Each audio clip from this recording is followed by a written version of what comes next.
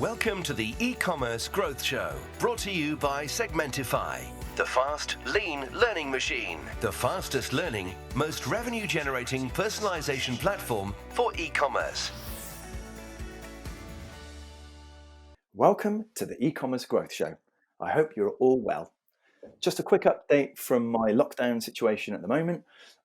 We obviously, as you know from previous chats, we've had tablet time for the lads, 1 hour a day, up until quite recently, where it's just become all day. And rather than having, just massive arguments all day trying to control it, we've just said, look, let's forget it. Let's get rid of them. So we made the decision, got rid of them. And then I was remarkably amazed at how quickly the kids adapted. And they're now into dens. So there's dens everywhere, bottom of the garden, all over the house. So we can't move in the lounge at the moment. And the sort of icing on the cake was we got to bedtime last night. And it's about 11 o'clock, pretty tired. Got to bed, no pillows. So I was like, okay. Spent the next 10 minutes walking around the house trying to find them. Eventually found them in the downstairs lounge den in the corner, which apparently is Jodie's relaxation room. So I managed to get them and got a bit of sleep in the end. But anyway, that's enough of me.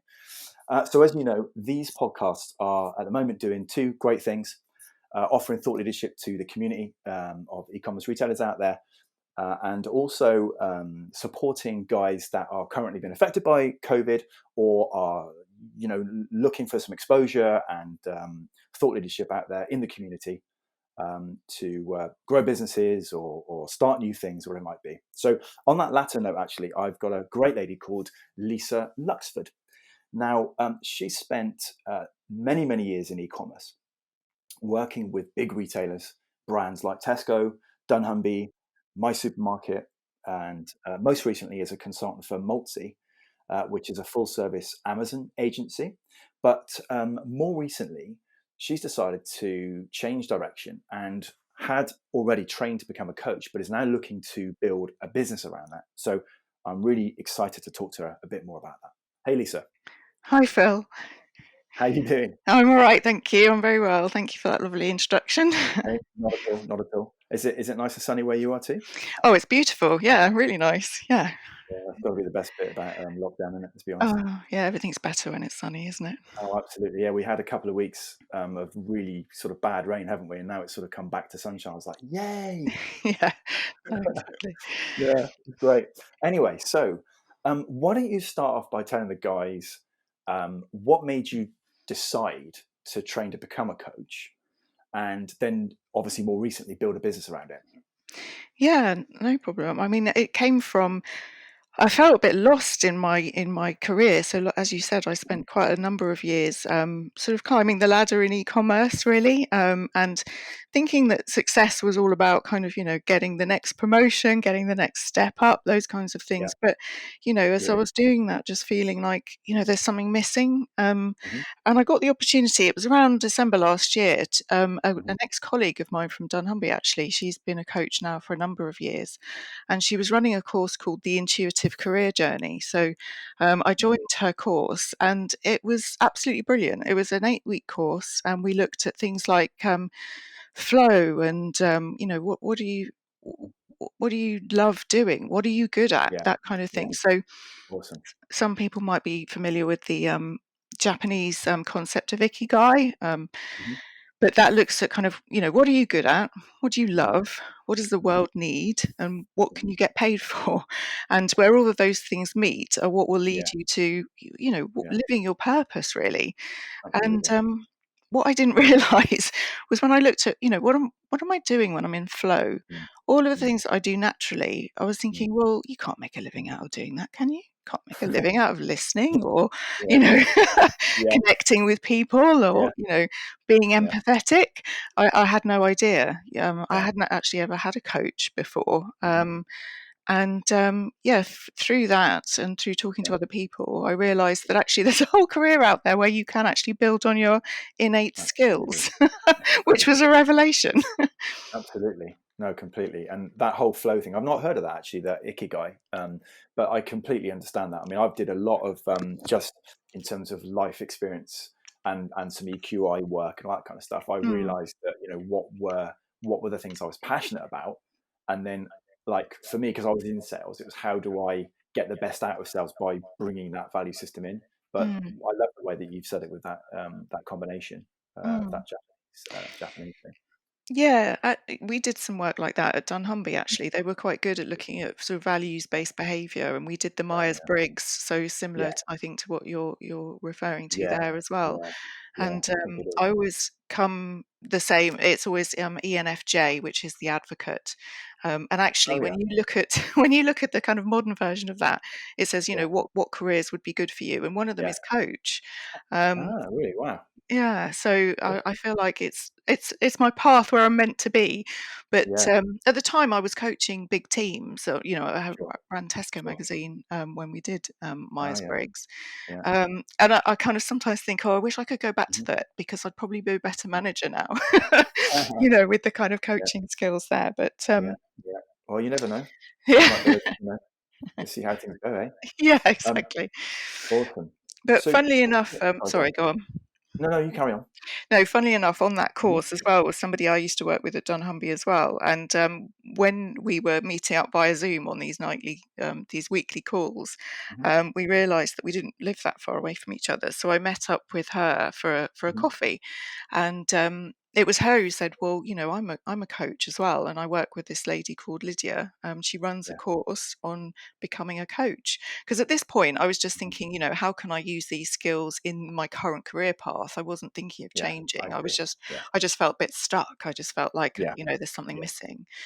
yeah. Um, and I said, oh, it's interesting when we've looked at the Mhm. chapter on flow that Mhm. having empathy and being a good listener can be Mm. skills that you can use. And she said, well, Mm.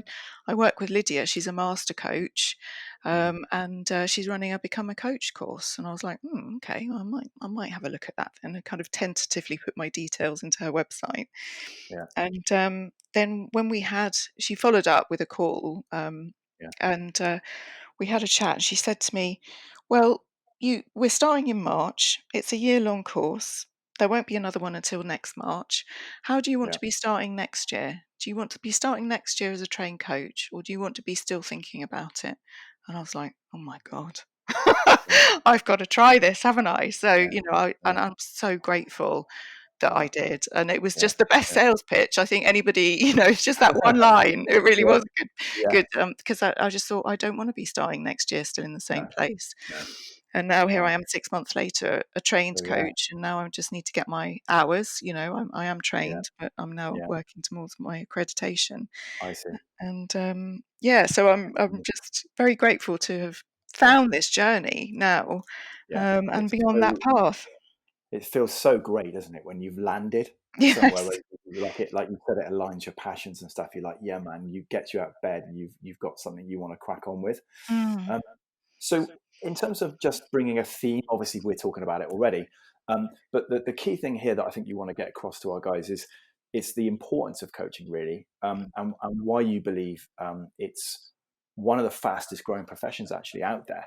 mm.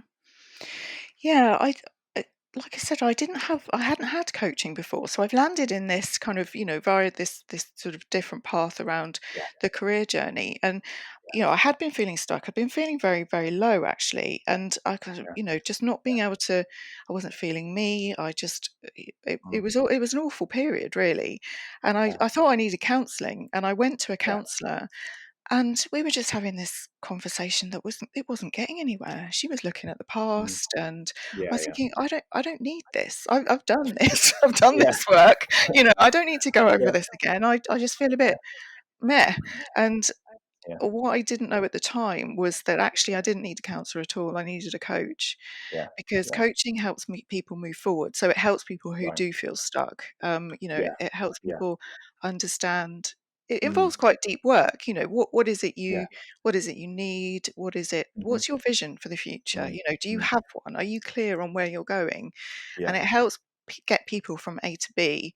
So it's yeah, not counseling, it's not mentoring, it's not no, therapy, and no, that's important, because yeah, some people might need those services, but yeah, actually, yeah, if you just feel a bit stuck and you need to mm, move towards a mm, better, mm, brighter future, yeah, that yeah, maybe you don't even know what that is yet, then you yeah, need a coach. yeah, Yeah. And Yeah. I wish I'd found a coach Mm. for myself years ago, actually.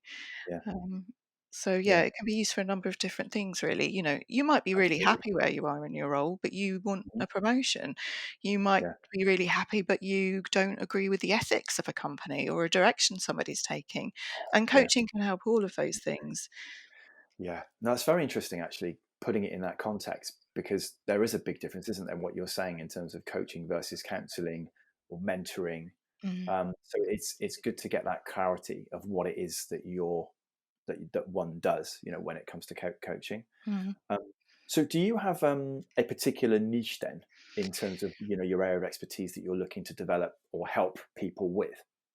Yes, I do. Yeah. So, I mean, these stuck feelings came after I'd given up alcohol. So, Okay. I've been through a period of recovery and done, Hmm. done all the work. Like I said, with the counselling, that's why I felt Mm. like, this isn't getting me Mm. there. I've done all this Yeah. work. I've recovered. I feel healthy now. Yeah. But Yeah. it's like that what next thing, and when you Sure. do recover from any addiction, Yeah. whether that be shopping or certain Yeah. behaviors or Yeah. alcohol or whatever it is for Yeah. you need to fill the gap that Hmm. leaves, because actually so much time Hmm. is taken up obsessing about that thing you've been addicted to. Yeah. When you do get Yeah. free from it, you have quite Yeah. a lot of time back. So, Mm. Mm. it's like, what's now? What's going to fill that gap? So, Mm.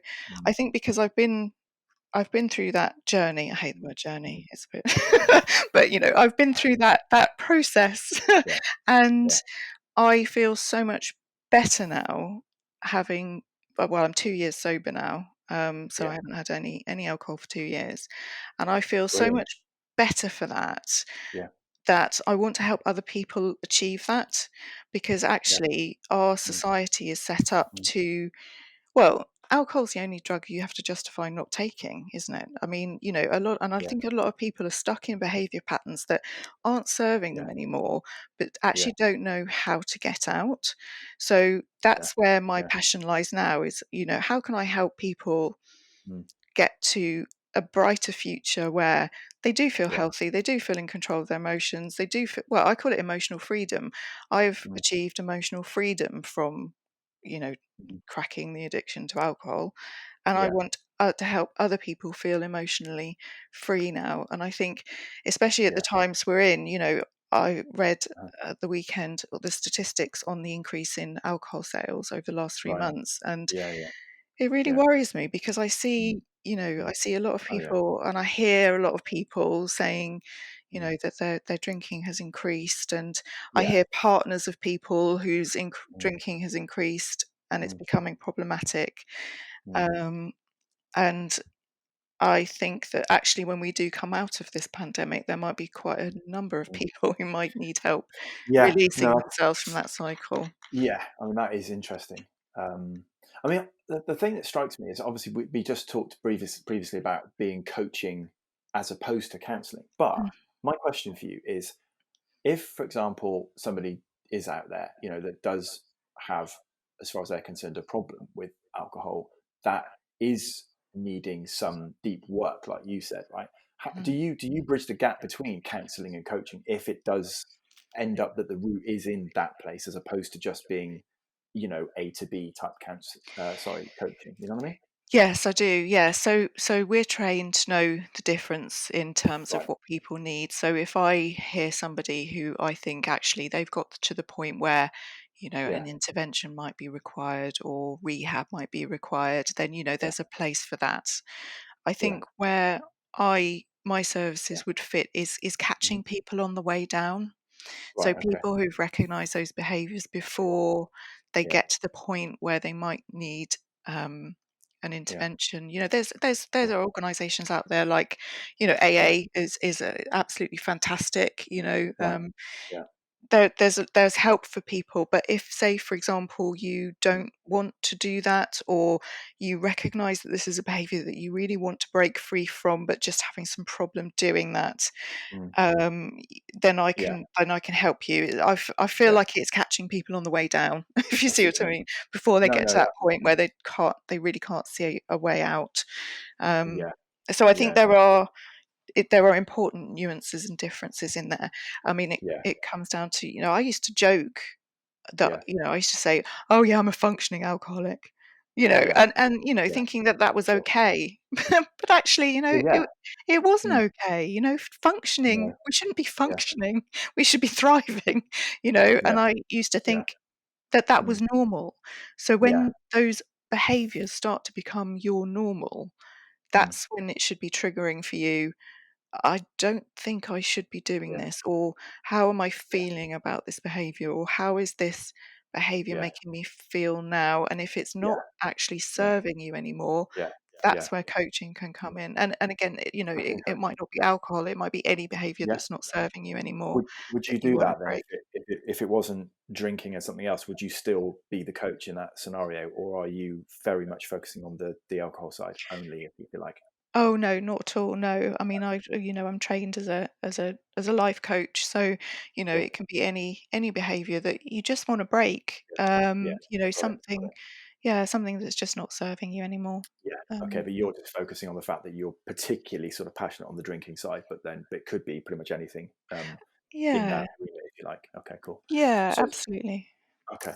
So what about just looking at some of the details around over drinking in general? It can be, like you say, a bit of a slippery slope. Mm, Get a bit of a taste for it. I know I can. I was talking to previous guys on I think the very first one of series two, where we went out, especially when you go out. And we had a curry night, and I was drinking gin all night, and I was watching some of these youngsters, and they weren't touching a drop of it. I was like, wow. mm. Um, but I mean, so what sort of things do you mention to advise people in terms of how to stop over drinking? Yeah, it's really interesting you say that about young people. It's really heartening to see that actually younger people don't seem to have Yeah, the behaviours yeah, it's that us amazing. we do. Yeah, my son's Yeah, 18, and yeah, he definitely doesn't drink at the same in yeah, the same way as I did when I was 18 yeah. at all, which I'm It's so amazing. grateful for. Yeah, yeah, So I'm mm, very grateful that I managed mm, to kind of stop where I did and start yeah, modelling a different behaviour yeah, for him. yeah. No, Um, well done. yeah, so I mean, it's funny. I did put on my social media when I reached that 2 years, and a few Yeah, people reached out to me and went, "How did you do it?" you know, and yeah, actually, I set up some coaching calls with them, and it's about finding out what their triggers are. So it's always about, right. what is it Yeah, that drives that particular person, because coaching is all yeah, about the yeah, other person. But I know how I did it, and mhm, first of all, you have to make the decision, because all change, it, mm, it starts with just one decision. So yeah, you have to have that kind of mm, I've had enough moment. yeah, yeah, This isn't right anymore. This isn't, I'd have mhm, a drink and it wouldn't give me that little high that it used to. yeah, So it's like, well, it's not even rewarding me in the way it used to. Now it's only taking away. So mm, when the behaviors start to kind of just rob you of the things that you thought it was giving you, then you know yeah, that you're probably at that had enough yeah. point, Because or the rock that's sort of. bottom point. Yeah, and where then you're going to other places, aren't you, to then try and get what you had before, but it's kind of waning in terms of Yes. alcohol side. Say it was like a glass of wine becomes half a glass of wine. Sorry, bottle of wine becomes a Yeah. bottle of wine or whatever, right? That kind of thing. Yeah, yeah, or you start kidding yourself about how much you've had, or Yeah, or like yeah, starting to negotiate with your. This is the this is what used to kill me, the yeah, negotiating with myself until I bored right. myself silly. Well, if I Yeah, have that, then I won't have anything till Thursday, and but yeah, eventually yeah, those erode. And the yeah, thing is, alcohol's a really tricky substance, because yeah, it kids you. It kids you yeah, into thinking that things. Have one drink, and and then yeah, yeah. one is too many and 1,000 is never enough, as they say. Right. So Yeah, but it's actually a depressant as well. So you have to have yeah, more every time to get that same high. And so, yeah, right. when you're in that cycle of that Mm, just downward spiral, then you need to kind of, mm, you mm, do need to mm, stop, because mm, I still remember the kind of the guilt and the shame mm, of, of feeling like, oh, I've done it again. I've drunk too much mm. again. And Yeah, no one should be living in guilt and shame. no, It's a very horrible place to be. So yeah, when you get to that point, that's when you should reach yeah, out for help. And that's what I did. I yeah, reached out for help. I was like, you know what? yeah, I do need yeah, help. And yeah. if you've got to that point, chances are Mm. other mm, people have probably noticed, and other people will probably get you that help or help you get the help. And I'm yeah, here to help as well and talk absolutely. people No, through, you know, absolutely. how to Yeah. break free of that Mm, vicious mm. cycle, really. No, that's excellent. So what about some top tips, if you like, Yeah. or maybe give the guys, a bit of feedback on, or a bit of info on what sort of things you did when you gave up alcohol. Yeah. I did a few things that were really easy, actually, really easy things that Mhm. don't involve any sort of deep work or coaching or Yeah, anything like that. It's yeah, yeah. one of the things I did was there's sober apps out there, so you can download an app and it counts your days Oh yeah. for you. That's how I Hmm. know I've done 760 days. It's not because I'm literally chalking them up on the wall like some sort of prisoner in Yeah, sobriety. yeah, yeah, It's because I've got an app that tells me, and it's quite nice. yeah. But I quite like that because it's and this will probably appeal to youngsters as well. It's that streak Mm. thing. They have to have a streak on Yeah, their yeah, yeah, yeah, no, on yeah, Duolingo. I noticed that I've got a streak going and things like that. yeah, yeah, So yeah, yeah, it's kind of don't break the chain, don't break the chain. The thought yeah, now of me having one drink and sending me back to day one, mm, breaking my mm, 760-day streak is heartbreaking. I couldn't do it. yeah, So it's kind of yeah, like a really little thing, but I yeah, used it for yeah. doing a plank a day as well. So I did a plank for Oh, nice 800 one. days. Did you? So, yeah, Awesome. I had to do it for 30 seconds, no matter where I was, and I ended up doing planks in all sorts of funny places if I was traveling. But yeah, so Yeah, so that's quite a nice tool to have. yeah, Find a yeah, community as well. There are some nice mm, communities online, Facebook and Instagram. There's some, where people will encourage you. mm, Community and connection with people is something that is very, very critical, I think, to keeping you sober. If you want to get sober, yeah, and yeah, uh, and that community can extend to books as well. So there is a yeah, a big sober community out there actually, and they're mm, incredibly mm, inspiring. So one of the first books I yeah, read was The Sober Diaries by Claire Pooley. yeah, She was a mum who, she had again, didn't think she had a problem until she did, yeah, and she is a very it's a heartwarming, uplifting book, yeah, and I listened to that on Audible as I was walking, yeah, and that really helped. Unexpected yeah, Joy of Being Sober by Catherine Gray. All these people have Instagram accounts as well, so yeah, yeah, find one that speaks to you.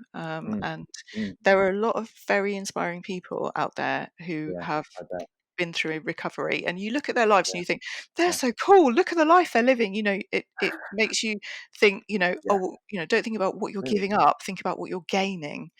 Yeah, no, completely. I've got a question for you. Now, I Mm, asked this question to Michael Boyle when, as I said, going back to this curry night thing, and I asked him. I think I asked him I mentioned it at least on the podcast earlier in the series. But the question is this, right?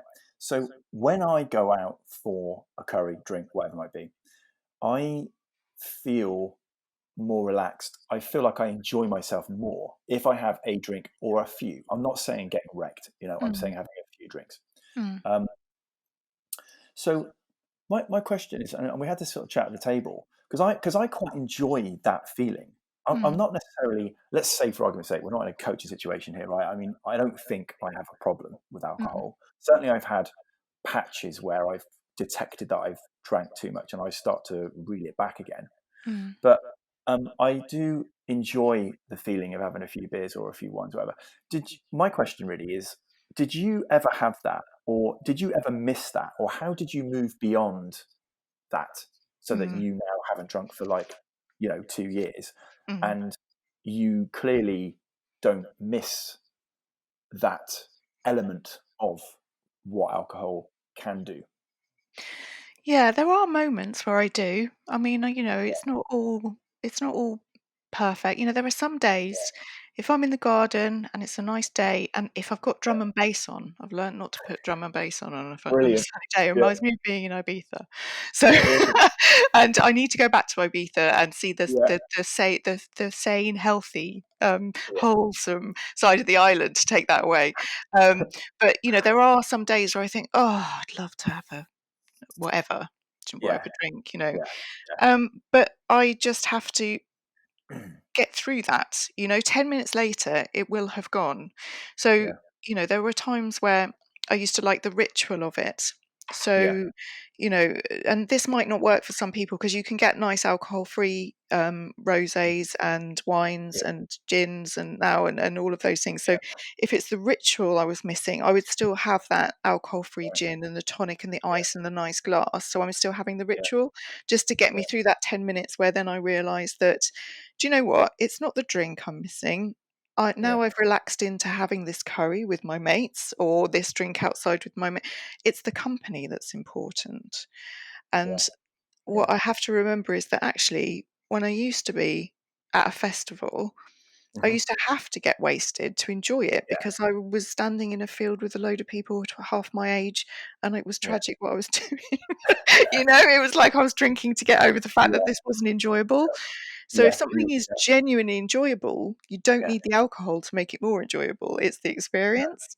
Yeah. Yeah. So No, for sure. they're the kind of techniques I would use, just kind of remembering, is Yeah. it the alcohol I'm missing or is it the event, and Yeah. separating them out? Yeah.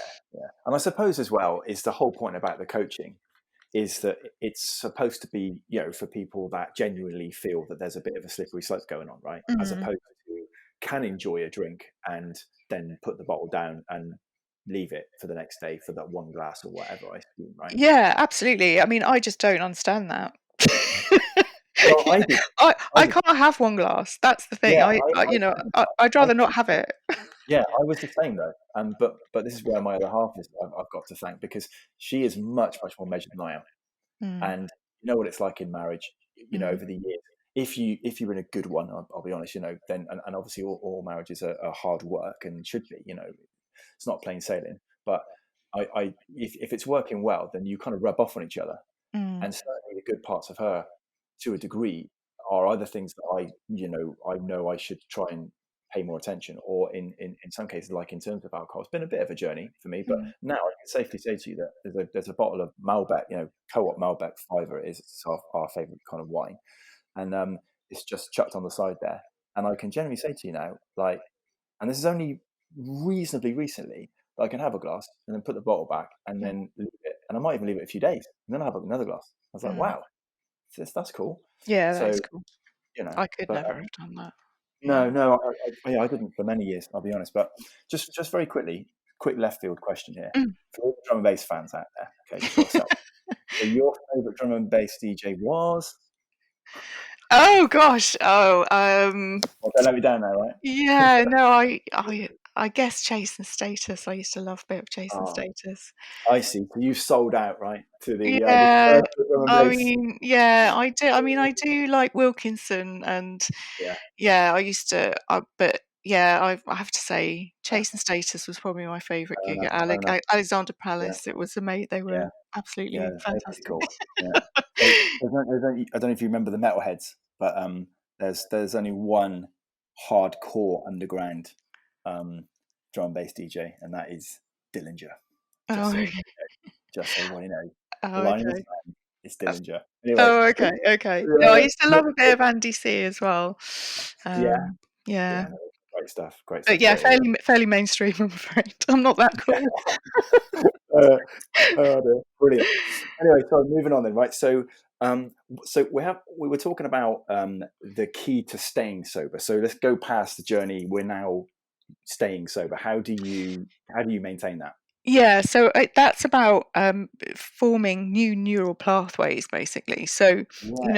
all behaviors are learned. Mm, And that includes, nightly drinking or, your reward pathways in your brain having been forged via whatever it mhm, is you're addicted to. So, good. it's important to basically create new Mm, neural pathways yeah. that, Yeah. so setting up new daily habits. So, Mhm, my favorite time of day now, and this is going to sound boring, I'm sure, but my favorite time of day now is getting up, going out for a walk, doing my yeah. meditation. And again, Yeah. that might be different for everybody. Some people it Yeah. might be getting up and going for a run, Yeah. it journaling. There are Yeah. loads of kind of daily, small, tiny actions that you can take to set Mm, yourself up for a day, for a day, which yeah. sets you up for the week, sets you up for the month. All these tiny actions add up Mm, to a mm, good healthy life and a good healthy mm, mind. And and it's always good to have a big hairy goal as well. So when I first gave up, I put in Yeah. a goal which was doing an obstacle course race. So really, Yeah. half a marathon, 100 obstacles, massive heights. I hate heights.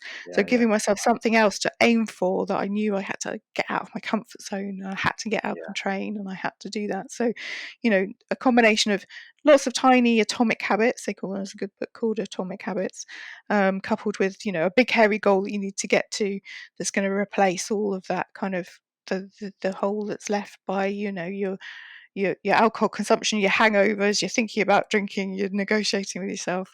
Replace it with some good stuff that's going to be healthy. Because I read the other day actually that a definition of a bad habit is that it serves you in the short term but takes away in the long term. But a good habit Mm. it feels hard to do in the short term, but it will reward you in the long term. Yeah. And what about those moments, those absolute moments where, like you mentioned, or we were talking about earlier, like say, I don't know, for me, it might be getting home from work at, well, say in previous times, Segmentify, I do an 8-hour commute pretty much, and then get home about 7:30 or something. And the first thing I want to do is, crack open a tinny or crack open a bottle of wine or something. What do you do about those moments, if you like, in the area of forcing new habits and stuff? Yeah, I used to call it the witching hour, actually, Yeah, right. that getting Yeah, home moment. And yeah, and yeah, funnily enough, this I did steal from Claire Pooley's book in the Sober yeah, Diaries. yeah, So yeah, she used to struggle with that point as well, and I did as well. It was between yeah, about 5 and 7 o'clock, yeah, and I really had to cling on for dear life between yeah, 5 and 7 o'clock. Once I'd yeah, eaten, once 7 o'clock had passed, I was all right again. It was that witching hour, and yeah, she actually used to call it the wine witch calling. And the right. wine witch didn't quite work for me. So I visualized, I visualized, it was what's the name in Alien? Ripley in Alien, protecting the Oh yeah, little girl. yeah, So my inner child was the little girl hiding behind Ripley, and yeah, she was, and I had the bigger part of me, my higher power yeah, was Ripley, yeah, basically standing there with a massive machine gun, going, "Get away from her, you bitch." yeah. And I used to address the alcohol like that, like, "Leave her Really? alone." Yeah, yeah. But I So mean, can you now I talk don't even about, think about it, to be honest. Now the new habits are yeah, formed, they're gone. But that in those yeah. early So days where you really have to fight, I wow. used to visualize actually fighting. So it's actual proper. So you have to put effort into visualizing something Yeah, in in those order. early days, yeah, I think Yeah, so. That's what worked for me. I mean, it might not work yeah, for somebody else, yeah, but that's yeah, certainly what worked for me. And yeah. I got that from That's reading the really sober literature. No, that's really cool. And I have heard a lot about visualization, but it's interesting that when we talk about this, it's not it could be daunting, the concept of saying taking alcohol out of your life completely if you feel that you can't control it, or cutting back or doing what you don't want to do in that area. Mm, But what I like about it is actually talking about visualization is something that is clear. mm, Something you have to do. Okay, it mm, might not be easy, but if you do this, it is actually the beginning of reversing that process, as opposed to thinking there's this massive mountain in front of me, mm, and how on earth am I going to get over that? You know. mm, So, yeah, that's interesting you mentioned that, because on the flip side of it, often people, like, I think some people innately are phenomenal visualizers, mm, like massive visionaries, and that's why they are, I don't know, successful in whatever it is they're doing, whether it's business or ministry or whatever it might be. Um, and then, for example, there was this guy who I met who was a football coach, and he took through that football team visualizing them winning the championship mm, every day before training, and they would literally act out the entire situation, like going up, collecting the cup, going, like, open up the yeah, champagne. I don't think they do that every night, but doing something like that, and mm, shouting and bawling their heads off because they won, hugging and all that, high fives and business, and then even going as far as doing, like, the photograph and everything, you mm, know. yeah, And apparently it massively, I can't remember the team now, but it'll be on YouTube somewhere, but apparently they did amazingly well, and I think they even won that mm, cup, you know. yeah, yeah. So yeah, that's really interesting. It's really powerful. And, Yeah. sometimes, funnily enough, I coached somebody last week, and she said to me at the beginning, I don't know what my vision is. I don't know what it is. I don't know what my thing Yeah. is. Yeah. So the session was on helping her find the vision, because Yeah. everybody knows what it is Yeah. deep down, but sometimes it's actually Yeah. quite hard to surface, especially Yeah. if you've been doing something that That's right. you don't love for a Yeah. while, or that Sure. you've been kind of, for me, I was drinking down my emotions. Yeah. I'm a very Yeah. emotional person, and that's Yeah. uncomfortable sometimes, and it's uncomfortable Yeah. for other people. So, Yeah. for years Yeah. I'd been stifling myself with, Yeah. Yeah. medication essentially. No, So, completely.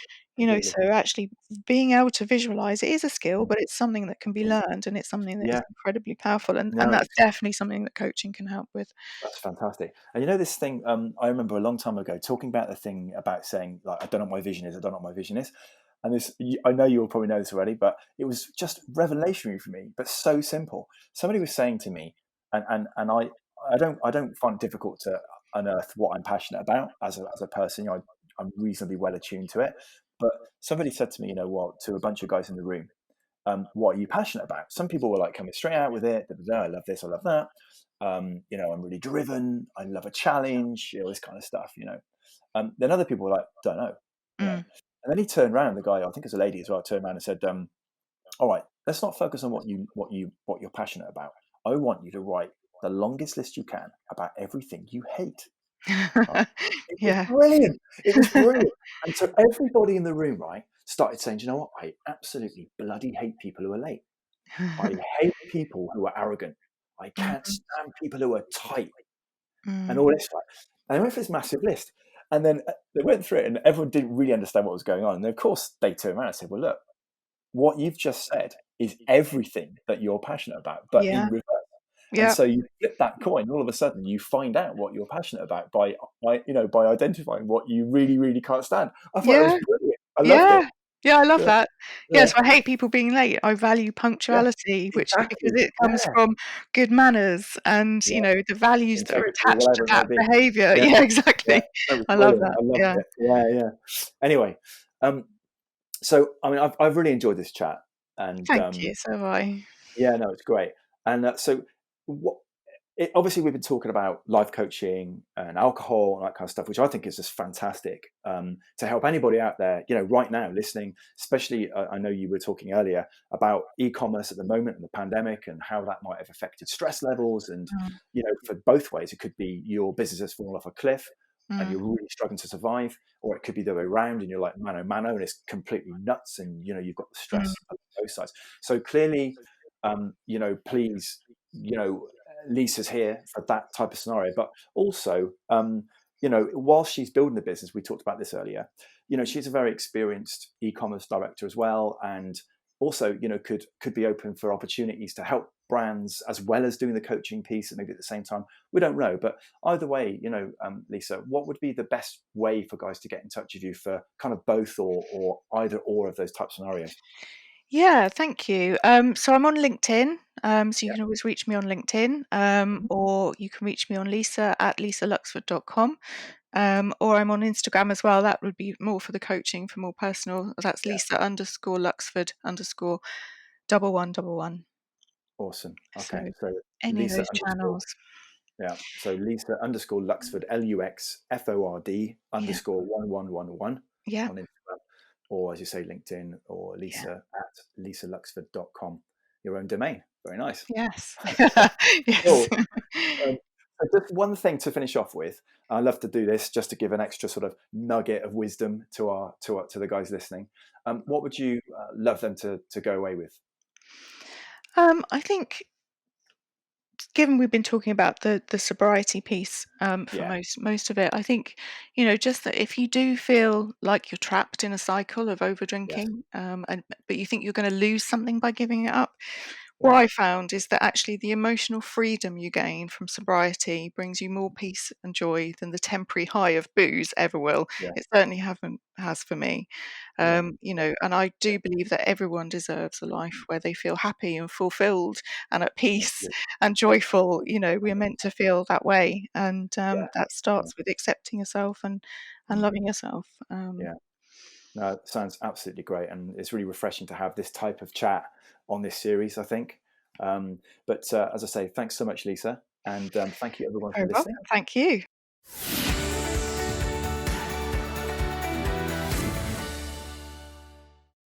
If you haven't done so already, please do register on the segmentify.com/podcast URL. That will give you all the new podcasts like this one that come out, and any existing ones and future ones that we'll be doing. Please leave any reviews that you'd like on the Apple Player, or follow us on Spotify. And obviously, you can email me anytime you want if you have any questions, you want to be involved in any way, or there are any particular topics, like this kind of thing, or anything else that you'd love us to research and then talk to thought leaders about. So thank you all again. Thank you, Lisa. And Thank I look you. forward to speaking to you again soon.